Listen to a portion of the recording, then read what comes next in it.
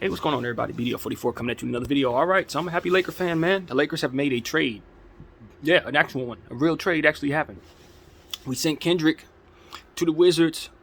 Thank you, Kendrick. I like what you've been doing lately, man. I'm glad you've been able to revive your career and get in better shape. I think he's going to be much better for the Wizards than he was for us, just in sheer nature of what shape he's in. They can put him in positions to do the things that he loves to do, and he's going to have opportunities to get them shots up over there with Kyle and those guys.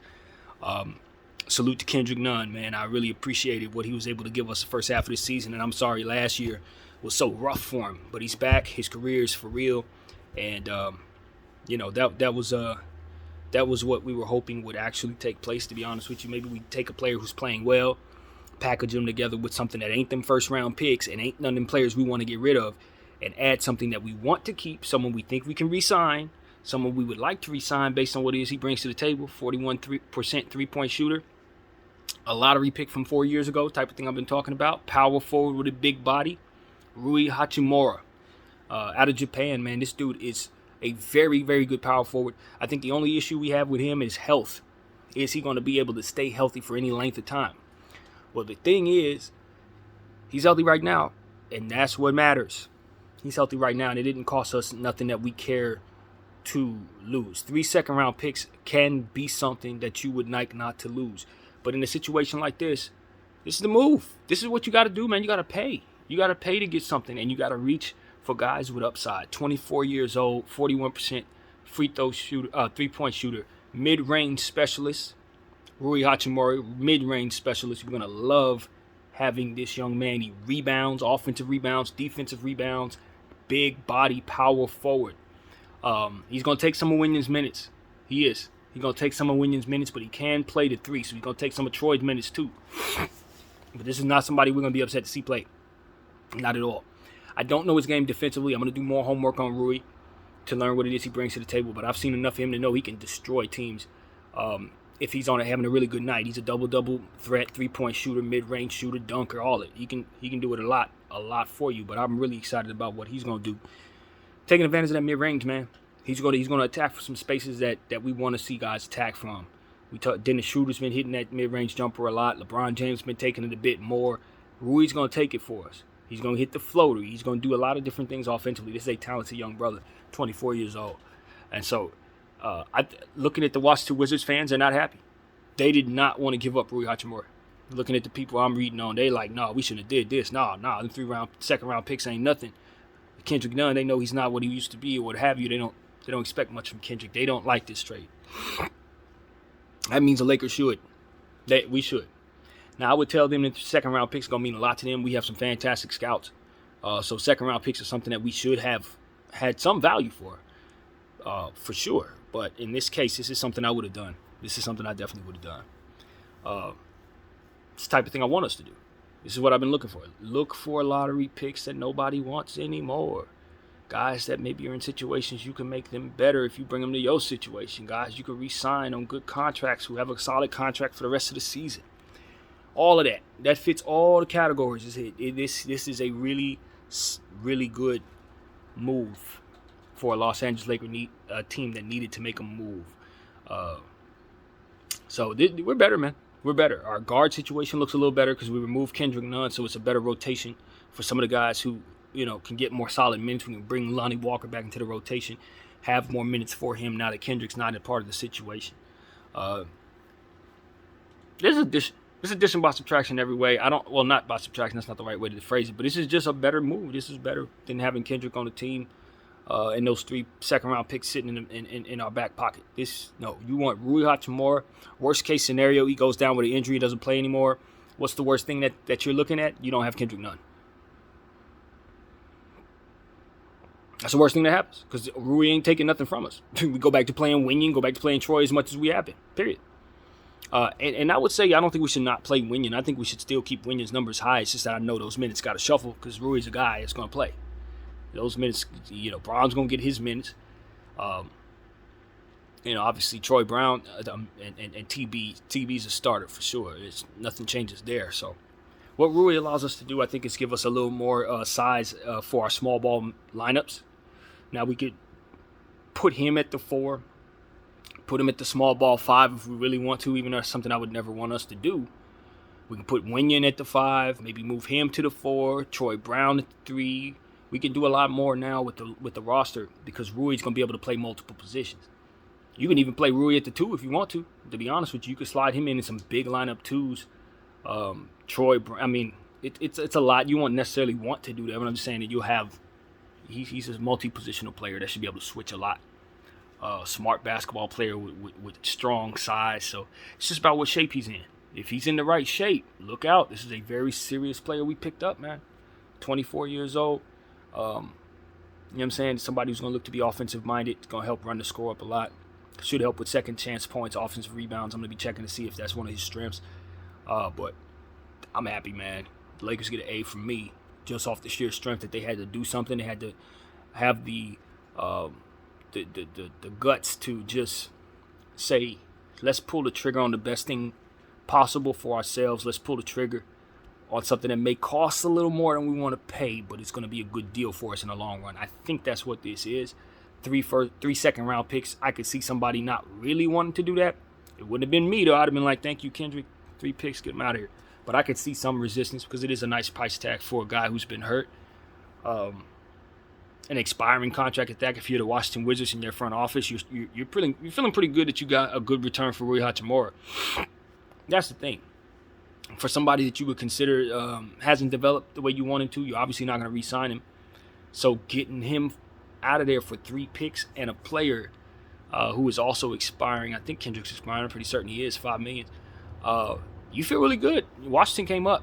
Their fans are not happy they let go of Rui, but they're in a situation with Rui that we're in with Thomas and with Lonnie and with Austin. If we can't re-sign him, he got to go. So that's what happened with Rui. Rui has a new place to play, L.A. Hopefully he's built for the lights. You know what I mean? That's the big thing. Because anybody we bring in is going to have to get used to what it is that we are. And, it is what it is. But we'll know when he gets here. And I think what you also have is a connection to more international fan bases, which is something I know matters to the Lakers.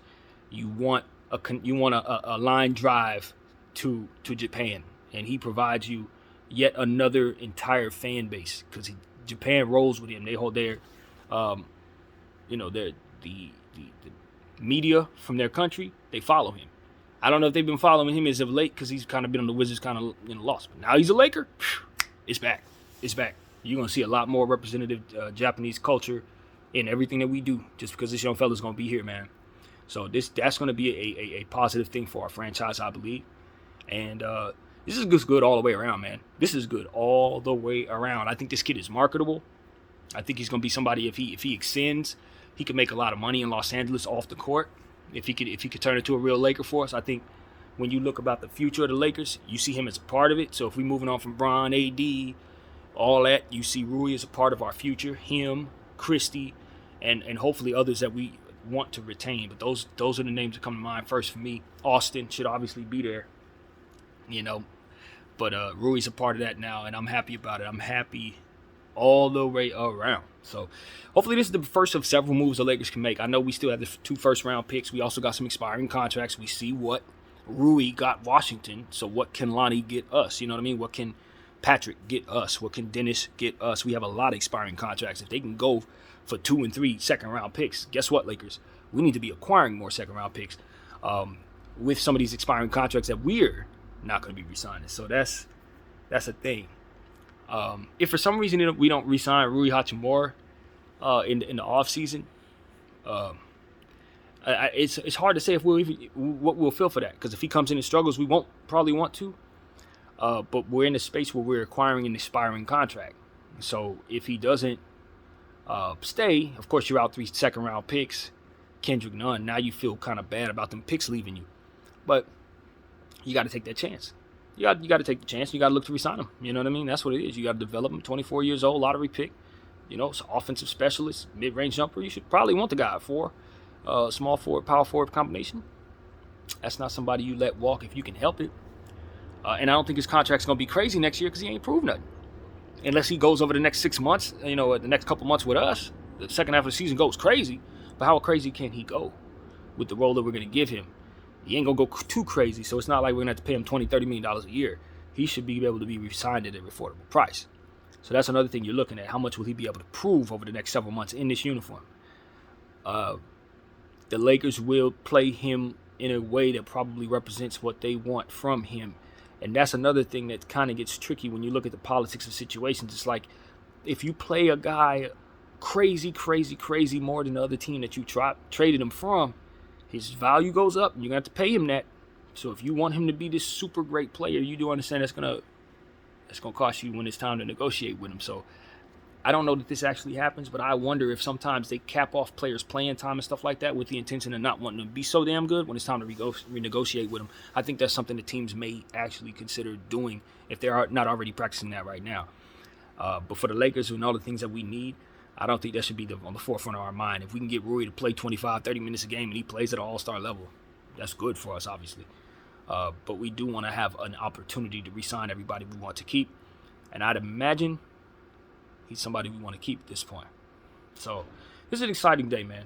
This is an exciting day because the Lakers got a young player that can really go. Somebody that you can see getting better in our uniform and either us re-signing him for an affordable deal as to which we can retrade it for something more than what it is right now. Keep him outright and have him for several years, like, just as part of our rotation, like I think we're going to do. Or worst case scenario, he just, doesn't work out and he leaves. So I think for the risk versus reward, it was more than worth it. For the player, this would be something I would have wanted us to do prior to. If this was rumored, I would have been like, pull the trigger. So this is all good, everything about it. Now the next thing to do is to pay attention to see what happens next. Because now that the Lakers have made a trade, the rest of the market should be open. The rest of the market should be open because now what I essentially have always said is I thought the Lakers were the team that everybody was waiting on to make moves. Nobody else really wanted to do anything. And we saw a couple weeks ago a very tiny trade was made. Boston sent Noah Vonleh to the Rockets or something like that. And that triggered the beginning of what we are now seeing. Just like I said, in the summertime when we first saw the Rockets, I think it was the Rockets. Actually, Vonleh got traded to the Spurs, but the Rockets were the ones who signed Willie Cauley-Stein. That was the first move that showed us things were imminent, and I told you guys that's what it was. This is that again. So the Lakers have really opened up the market. Now you're going to see other teams make moves. More expiring contracts getting out of there. More players that teams don't believe in probably moving. This is the beginning. So this is a very exciting day for the entire NBA, seeing a trade like this made. Especially for the Lakers, my God. Now we know what our price tag is for other stuff. Maybe we can kind of mimic our very own price tag, as I said. Try to get 2 second-round picks for Alani or something like that, if that would be possible, if we're trying to trade him. And so that's one of those situations where I'm not fully on board with trading him if we can re-sign him. Nah, I want to keep most of our guys. So that's where I'm at, man. All right, the next move for the Lakers to do, honestly, it's Patrick. It's Pat. We like Pat. We like Pat a lot, but Pat is on a contract that is expiring, $10 million, something like that, $13 million. That should be the move. We got to try to get something for him if we're not going to re-sign him, and I don't think re-signing him is in the Lakers' plans. I don't believe so. Is he a helpful player? Hell yeah, he's helpful. Do I like having him on the team? I do. If we don't trade him, I'm gonna be upset. Nah. But for what it is that we're trying to do in the cap situation and all the different things that the Lakers are looking at, it's logical now to move on from him and his expiring contract. Since you already got rid of Kendrick, that's the next one. Russell, I can see the Lakers trying to get him out of here. I can see that. But if it ain't a deal that looks as good as this one to us, don't do it. It has to look as good as this one or better, obviously. And I don't know. I have no idea what Rob would be looking at this point.